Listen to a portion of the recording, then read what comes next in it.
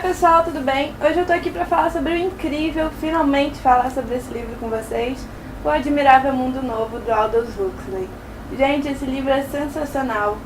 Eu nunca tinha lido e quero ler outros clássicos desse gênero, como Fahrenheit 451 e outros. E esse aqui já estava na lista há algum tempo. Eu coloquei ele como um dos 12 livros para ler esse ano. E ele também foi o livro escolhido para o mês de janeiro como leitura do grupo Nome Provisório, que é um grupo de leitura que eu participo. Esse mês a gente está lendo Entrevista com o Vampiro, da Anne Rice. Já tem votação lá no grupo para a leitura de março. Se você quiser participar do grupo, eu vou deixar o link aqui embaixo na descrição do vídeo. É muito legal, a gente lê o livro e discute, e tem sempre a votação para o livro do mês seguinte. Esse livro aqui apresenta um mundo pós-guerra totalmente diferente. Há uma sociedade que é feita praticamente em laboratório, digamos assim.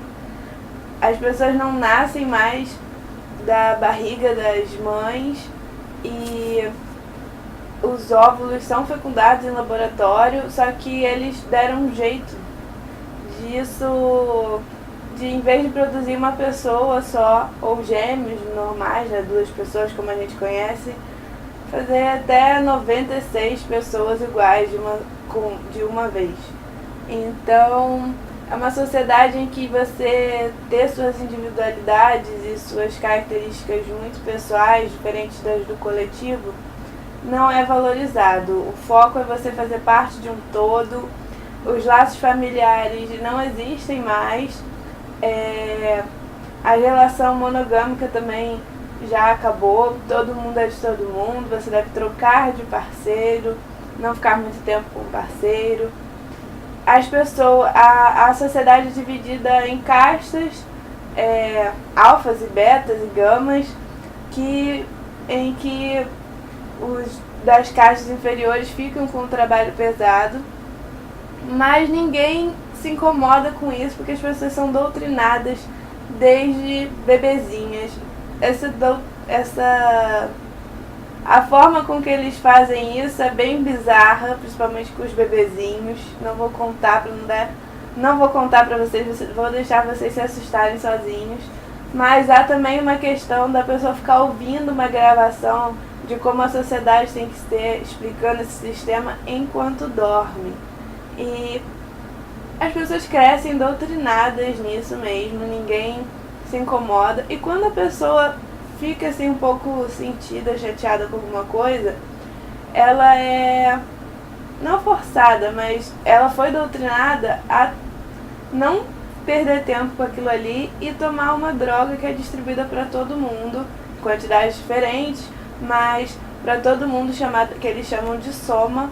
E essa pessoa toma aquilo ali e fica na paz, esquece os problemas. E então a vida é mais ou menos essa. E aí você começa a ler o livro e pensa, caramba, que coisa diferente, que mundo diferente, que mundo bem criado e que ele imaginou.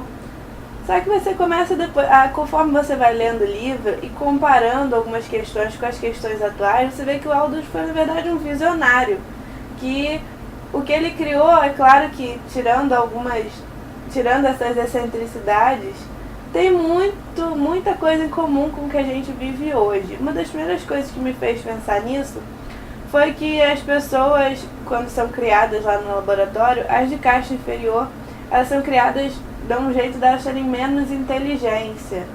Isso não é estimulado e elas nascem dessa forma, como se fossem eternas crianças, digamos assim. E elas, por toda a doutrina, elas também não se sentem felizes em ter o trabalho pesado, em ocupar o lugar que elas ocupam na sociedade. E como não relacionar isso com os dias de hoje, gente? Se a gente vê a questão da escola pública, das condições que as pessoas mais pobres têm de estudar, comparadas com as pessoas que têm dinheiro, a gente vê uma diferença tão brutal.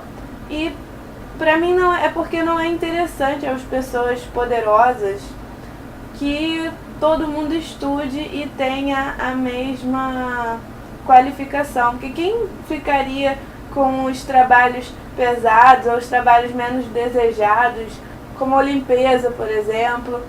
E então acho que há um pouco disso no sistema que a gente vive, que não é igual ao do livro, mas em que as pessoas com menos acesso à educação acabam tendo esses trabalhos, e não é muito interessante para o sistema que isso mude totalmente, porque quem que iria ocupar essas funções, né? Então esse foi uma das primeiras coisas que eu... isso não é tão diferente do que o que a gente vive, não. Outro ponto bem filosófico ao longo do livro é se vale a pena você fugir da realidade para ficar feliz o tempo todo, não questionar nada, ou você ter seus momentos de infelicidade, de melancolia e de raiva que te fazem questionar as coisas e rever as coisas que você faz, o momento que você erra. Em vez de você esquecer o seu erro, como é recomendado na história, não seria melhor, como a gente vive, nem todas as pessoas, né, mas como a maioria delas vive, tentando reparar esse erro, aprendendo com esse erro, as famosas lições da vida, né? No livro isso não há. As pessoas não questionam nada e a droga está ali para que isso funcione melhor, né? E na nossa sociedade também há pessoas que fogem totalmente da realidade, usando drogas, usando outros... É claro que a gente tem os livros, por exemplo, que nos tiram, às vezes, de um momento chato e nos dão aquele momento de folga prazeroso, assistir um bom filme. Mas isso não pode ser o momento inteiro da nossa vida, né? Felizmente ou infelizmente, aí é que está a grande dúvida levantada pelo livro, que é uma dúvida bem interessante se a gente pensar. A gente quer ser feliz o tempo todo? A gente quer estar distraído e se divertindo o tempo todo? Ou, como eu acredito, não faz parte do ser humano crescer mesmo, atravessar problemas e situações conturbadas também? É claro que ninguém quer ser infeliz o tempo todo também, né? Mas isso é muito bacana de entender no livro. Voltando para a trama da história, a gente tem o Bernard, que é um personagem, como sempre vai existir, né, que não funciona muito bem para aquele sistema. Ele pensa que algumas coisas deveriam ser diferentes. Por exemplo, ele não concorda que as mulheres devam ser tratadas como objeto e nem que elas troquem tanto de parceiro. Ele gostaria de ter uma parceira fixa, ele fica interessado por uma mulher que ele conhece, mas ele sabe que ela concorda totalmente com o sistema e que vai ficar com ele por um tempo, mas sem se importar e sem querer conversar outras coisas, sabe? Ele tem uma visão diferente, há um boato de que algo aconteceu quando ele foi criado, enfim. Mas aí você começa a ler o livro e você conhece o Bernard, você fica esperando que haja aquela jornada, né, do personagem que vai primeiro se incomodar, depois questionar, sofrer perseguição, mas que de repente vai derrubar o sistema. Só que a proposta do Aldous não tem nada a ver com isso que a gente vê nas distopias de hoje. Eu vou contar como a história se desenrola pra vocês, pra não dar spoiler, mas não é bem assim que a banda toca. O Bernard é um personagem que decepciona um pouco. E eu gostei muito disso ser diferente, porque mostra que há outras formas do livro ser bom sem ter aquela coisa do herói que vai quebrar o sistema nas distopias.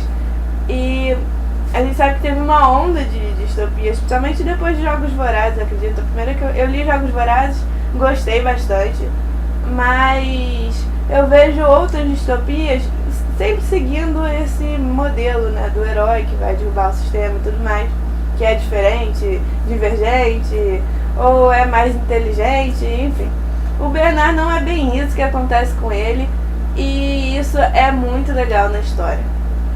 Outro personagem muito interessante é o selvagem da história. No livro há um lugar em que as pessoas vivem da forma que a gente vive. Ou em família, com seus rituais, religiões. É uma bagunça de religião, porque eles acreditam em Jesus, mas também ao mesmo tempo em outros, a mesma pessoa, sabe? Enfim, os rituais ficaram um pouco bagunçados, mas lembra um pouco como as pessoas viviam antes desse sistema ser adotado. E eles são considerados os primitivos, sabe? Que nem os portugueses viam os índios quando chegaram aqui no Brasil. Nessa vibe. Só que eles vivem ali num lugar cercado. Só que o Bernard pede pra ir visitar esse lugar, que é um passeio, você ir lá visitar. Mas é meio perigoso também. E ele leva a menina que ele gosta e tal. E ela volta totalmente horrorizada e chocada. É muito engraçado. E eles acabam trazendo depois o selvagem, que eu não vou explicar de quem ele é filho porque é surpresa. Mas digamos que ele não é totalmente selvagem, mas não é totalmente educado. Os padrões ali do sistema. E as pessoas querem estudá-lo cientificamente, conhecê-lo e blá blá blá. E ele é um personagem que no começo não dava nada por ele, mas eis que ele vai crescendo ao longo da trama, e é ele que vai trazer os embates filosóficos mais interessantes ao longo do livro. Porque ele consegue discutir de igual para igual com os líderes ali dos sistemas que aparecem no livro. É claro que dá a entender que há líderes superiores aos do livro, mas naquela comunidade ali, ele vai conversar com esses líderes, vai debater religião, vai debater a ciência, vai debater várias questões. Por que no sistema deles é assim, e se não seria melhor ser de outra forma. E esse líder vai explicar para ele por que as coisas funcionam do jeito que são, que foi uma opção, que eles não precisam de religião, e ele vai falar, não, mas eu quero viver com a minha infelicidade também, naquela questão da felicidade. Enfim, é um personagem que cresce muito e é um dos mais interessantes. Há várias outras questões no livro, eu recomendo muito que vocês leiam. Se você gosta de distopia, se você não gosta de distopia e essa ficção mais científica, eu acho que você mais gosta de questões sociais e de pensar um pouco sobre isso, eu acho que você vai gostar do livro também. Dê uma chance, que por trás desse mundo muito louco, a princípio, que o Aldous criou, há questões muito interessantes e dá para fazer 1000 debates com esse livro. É assim, então, pessoal, se você já leu Admirável Mundo Novo, por favor, deixe nos comentários o que você achou, o que você achou dessas questões que eu levantei. Se você quiser levantar outras questões também, coloca aqui nos comentários que eu vou te responder também. É isso então, pessoal. Lembrando que tem sorteio rolando lá no blog relacionado ao projeto das leituras de Clarice Lispector. O link vai estar aqui na descrição do vídeo também. É isso então, pessoal. Até a próxima. Tchau, tchau.